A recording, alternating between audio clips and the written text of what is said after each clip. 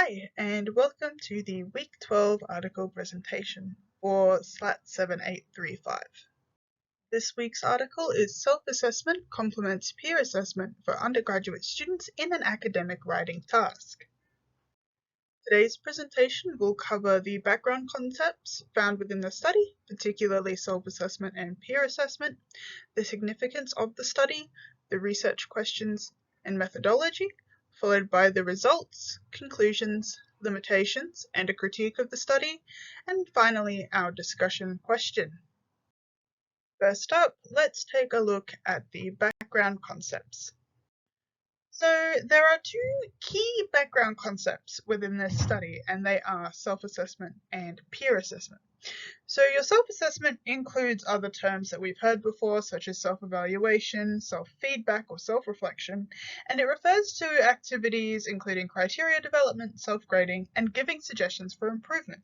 Now, this is an individual process, and it's closely related to reflection, as it's constantly available to the learner. Anyone can reflect on their learning process at any point in time during their educational journey.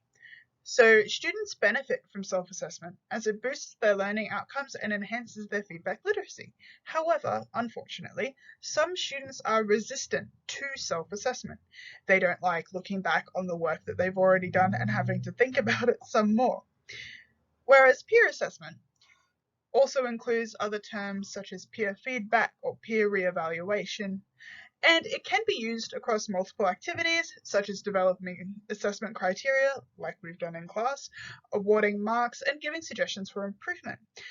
Students, much alike in self-assessment, can benefit from this act of giving and receiving feedback. It helps with their learning outcomes and feedback literacy. However, peer assessment also has some problems, such as dishonesty in marking and inaccuracy due to the limited knowledge of providing feedback. Now for the research questions and the significance of the study. This study had 3 research questions. 1. How do students perceive the combined use of self and peer assessment? 2. What are the features of peer and self-assessment as provided by the students when the two are used together? And 3. To what extent does combining self and peer assessment help students with revision? This study had a demonstrated significance, as self and peer assessment are widely promoted in higher or tertiary education. However, there are challenges and limitations associated with them. Therefore, this study aimed to investigate those problems and provide solutions where possible. There was also a prominent research gap, which was that the study reports there are not many empirical studies on the combined use of self and peer assessment, and where there are empirical studies, the findings are inconsistent. Now let's move on to the methodology. The participants of this study were 29 undergraduate students, with a split of 7 male and 22 female, with an average age of 21.86 years old. Now, all of these participants were enrolled in a university in Hong Kong and were partaking in a Chinese academic writing course. The procedure for this study took place over 2 sessions within a 3-week period. Within the first week, students were asked to read a Chinese research article as homework to prepare for their abstract writing. And this article was chosen as it was an empirical research paper. It did not already include an abstract, and its content was relevant for the course. In week 2, students were taught how to write an abstract in class, and the success criteria was emphasized during this period. Additionally, students drafted their abstract and self-assessed their work based on the criteria given by the teacher. And there were 5 success criteria in this section: purpose, method, results, implications, and language use. In the 3rd week, students assessed their peers' abstracts. They were split into 9 groups of 3, and each group compared abstracts. Following this, they revised their own abstracts based on that self and peer assessment and made any improvements they could.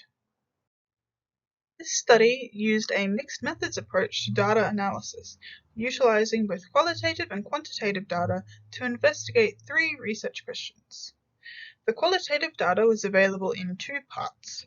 Firstly, the textual data consisted of the 2 abstract drafts completed by students, which were compared in order to trace changes post-feedback from self and peers. The purpose, method, results, and implications were divided into 3 sizes: substantial, moderate, and minor. Following this, discussion between the authors occurred surrounding the extent to which revision changed textual quality. The disagreements were either resolved or removed from the study. An additional qualitative data point were semi-structured interviews conducted with 9 students to understand their perception and experience of the self and peer reflection activities. Based on the results of the abstracts, students were divided into 3 groups: high, medium, or low, and 3 students were chosen from each group for the interviews. Quantitative data relied on the 3 components of feedback: marks, which were entered into SPSS for statistical analysis; justification, which was categorized into positive evaluation, negative evaluation, both, self-reflection, and other; and suggestions for improvement, which were comments coded into language content or organization-oriented, and then as vague or specific. Hi, I'm Shi Yanqing, and now I'm presenting the results of the study. The first research question is, how do the students perceive the combined use of self and peer assessment? When it comes to self-assessment, all 9 students interviewed harbored some reservations. They found it difficult to critique their own work and identify their own problems, a phenomenon referred to as self-blindness. However, one student suggests that self-assessment could be more beneficial after revision. On the other hand, peer assessment received a general positive response. 7 out of 9 students report that they found comments from their peers helpful and that they learned a lot from reading their peers' work. What is interesting is, students valued the marks awarded by their peers more than the ones they awarded themselves. However, it's important to note that 2 students, student 1 and 5, had reservations about peer assessment because the low quality of feedback received. In terms of the combined use of self and peer assessment, students saw peer assessment as a tool for self-improvement, while self-assessment was seen as challenging but potentially beneficial if conducted after revision. The marks given by peers were taken seriously and used as a guide for self-improvement. In conclusion, while students found self-assessment challenging, they saw value in peer assessment and the combined use of both methods for their learning process.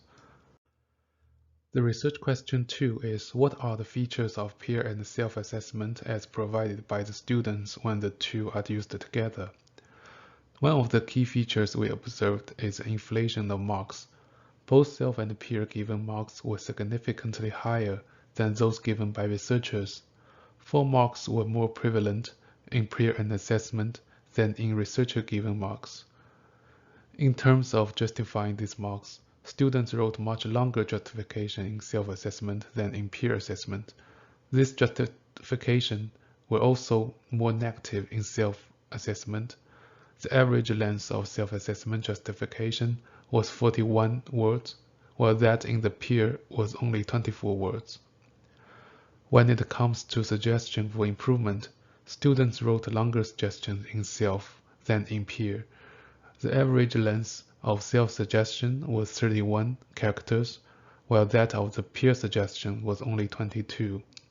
However, a high percentage of these suggestions were vague and language-oriented in both self and peer assessment. Despite the overall low quality of the suggestions, students were found to make full use of them for revision. Additionally, oral interaction among students helped to clarify vague suggestions. Therefore, even with the high rate of vague and language-oriented comments, only 8 students made very little revision in their abstracts. In conclusion, while there are challenges in the combined use of peer and self-assessment, students are able to navigate these issues and make use of the feedback for their learning process.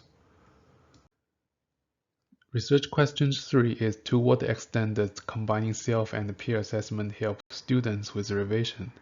To answer this, in terms of adopting suggestions for revision, students adopt more peer suggestions than self. 68% of peer suggestions were fully or partially accepted for revision, while this percentage was only 60% for self-suggestions. When revising their work, 47% of students drew from both self and peer assessment simultaneously. In the remaining cases, students mostly revised based on peer assessment. The effect of this revision is quite encouraging, as there was significant progress in each dimension of the revision, with an average increase of 2.8 marks. In terms of improving textual quality, 55% of parts improved saliently or moderately after textual changes. However, it's important to note that 44% of parts showed no improvement or even decreasing mark. In conclusion, while there are areas for improvement, the combined use of self and peer assessment generally helps students with their revision process and leads to an improvement in their work. Now we are moving to the conclusion of the study. In conclusion, this study supports the assumption that self-assessment beneficially complements peer assessment in several ways. Firstly, self-assessment can guide students to revise when peer suggestions are lacking and can effectively complement peer assessment even when peer suggestions are available. Secondly, self-assessment provides a different nature of reflection, allowing students to reflect more deeply on their writing process. Thirdly, self-assessment addresses social affective burdens of peer assessment, alerting students to inflate marks and the avoidance of critical remarks. And finally, self-assessment benefits high-achieving students, providing benefits to students of all levels. However, there are challenges to be addressed. Students have negative perception of self due to their awareness of self-blindness. Additionally, the effectiveness of self and peer assessment in facilitating learning outcome is moderate, pointing to the need for teacher support.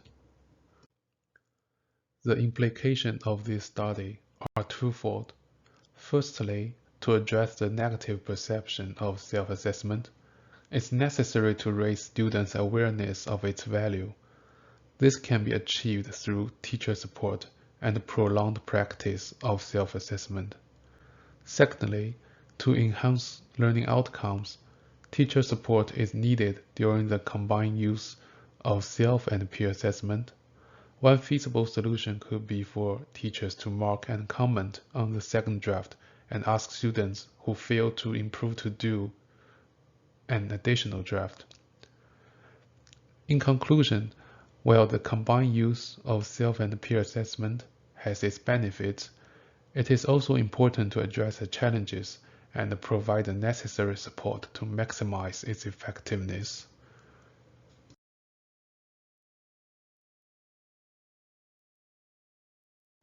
The study has two major limitations. The first is the sample size is too small, where findings and generalization must be made cautiously. And second is that group discussion was not recorded, therefore the oral comments couldn't be corroborated with evidence. To make critique on the study, the research was conducted in Chinese educational context, so the teaching implications it suggests may not be applicable to other settings of learning, and it has a small sample size of only 29 students, which limits the generalizability of the findings. Future studies should consider a larger sample size to increase the validity and reliability of the results. Although the methodology of study is well structured and detailed, it could benefit from a control group to compare the effect of self-assessment and peer assessment with traditional teacher-led assessment. The study suggests that teacher support can further amplify the effect of self-assessment and peer assessment. This is an important implication for educators and policymakers. However, more research is needed to explore how this support can effectively be provided. The discussion question is that how can the process of self-assessment and peer assessment be improved to overcome the identified limitations and enhance students' revision of their work? That is all of the presentation. Thank you for participation.